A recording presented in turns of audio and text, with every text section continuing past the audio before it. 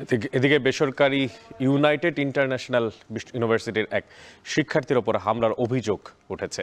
বুধবার রাতে রাজধানীর বাড্ডার সাতারকুল এলাকায় হামলার শিকার হন তরিকুল ইসলাম নামে ওই শিক্ষার্থী।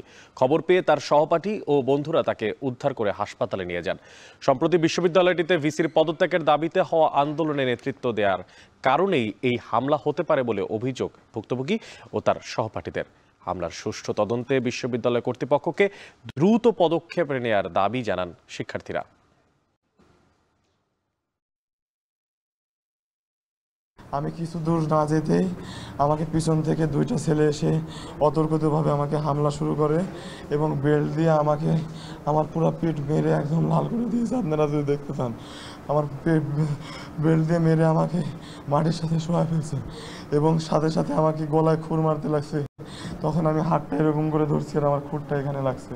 পরে আমার পুরো শরীর, আমার পাঞ্জাবি ছিল রক্তে শেষ হয়ে গেছে। এই ঘটনা যারা ঘটিয়েছেন তাদের জন্য আপনারা ভার্সিটির পক্ষ থেকে আইনি মামলা করুন বা আইনি পদক্ষেপ নিন, না হলে আমরা ধরে নিব যে এই ঘটনার পিছনে ভার্সিটিরই ইন্ধন ছিল।